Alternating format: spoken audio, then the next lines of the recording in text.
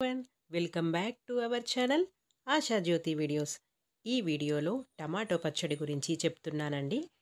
మీ అందరికీ తెలిసిందే కదా, టమాటో పచ్చడి చాలా టేస్టీగా ఉంటుంది. వేడి వేడి రైస్లోకి చాలా టేస్టీగా ఉంటుంది కదా. ఓకే, ఇప్పుడు ఈ పచ్చడి ఎలా ప్రిపేర్ చేసేయాలో చూసేద్దాం. ఫస్ట్గా ఈ పచ్చడి ప్రిపేర్ చేయాలంటే టమాటోల్ని మంచిగా శుభ్రంగా కడిగేసుకొని ఇలా చిన్న చిన్న ముక్కలుగా కట్ చేసుకొని పెట్టుకోండి. ఇలా మనం చిన్నగా కట్ చేసుకోవడం ద్వారా తొందరగా మగ్గిపోతాయి. నేను 1 కేజీ టమాటోల్ని తీసుకున్నాను.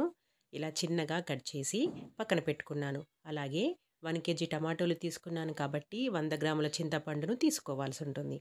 ఇప్పుడు స్టవ్ ఆన్ చేసుకొని ఒక ప్యాన్ పెట్టేసుకున్నాను. అందులో కొంచెం ఆయిల్ వేసేసి కట్ చేసుకున్న టమాటో ముక్కలు ఇందులో వేసుకోవాలి. మనం వేసుకున్న ఈ టమాటో ముక్కలు మంచిగా మగ్గిపోయేంత వరకు ఒక 10 లేదా 15 నిమిషాలు సమయం పడుతుందండి. 15 నిమిషాల టైం వరకు మంచిగా కలుపుతూ ఉండండి. అవంతా మగ్గిపోవాలి. మనం వేసిన టమాటో ముక్కలు మగ్గిపోవాలి. ఇవి మంచిగా మగ్గిపోయిన తర్వాత ఇందులో చింతపండును వేసేసుకోవాలి. మనం వేసుకున్న చింతపండు, టమాటో ముక్కలు మంచిగా మగ్గిపోయి దగ్గరికనే వస్తుంది. ఇలా దగ్గరికి వచ్చేంత వరకు కలపండి. ఆ తర్వాత స్టవ్ ఆఫ్ చేసుకోండి. ఇదంతా చల్లారిపోయిన తర్వాత ఈ టమాటో ముక్కల్ని పేస్ట్ చేయాలి, మిక్సీ పట్టుకోవాలి. ఇదంతా చల్లారిపోయిందండి. ఇప్పుడు నేను మిక్సీ జార్ తీసుకున్నాను. మిక్సీ జార్లో ఈ మగ్గిచ్చిన టమాటో ముక్కల్ని వేసేసాను. అలాగే తగినన్ని వెల్లుల్లిని వేసుకుంటున్నాను.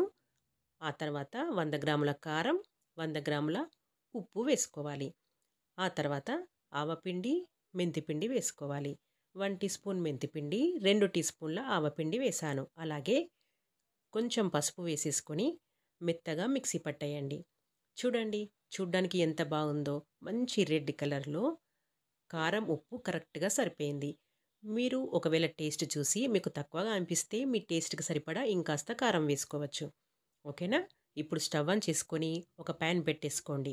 తాలింపు కోసం ఆయిల్ వేసేసుకొని ఆయిల్ వేడైపోయిన తర్వాత పల్లి నూనె వేసుకోవాలండి. పల్లి నూనె వేడైన తర్వాత ఇందులో ఆవాలు, జీలకర్ర, వెల్లుల్లి పేస్ట్ వేయాలి. అంటే వెల్లుల్లిని దంచేసి ఆ వెల్లుల్లి పేస్ట్ వేసిన తర్వాత ఇది మంచిగా ఫ్రై అయ్యేంత వరకు కలుపుతూ ఉండండి. ఈ వెల్లుల్లి పేస్ట్ మంచిగా ఫ్రై అయిపోయిన తర్వాత ఇందులో ఇంతకుముందు మిక్సీ పట్టుకున్న ఈ టమాటో పేస్ట్ని ఇందులో వేయండి.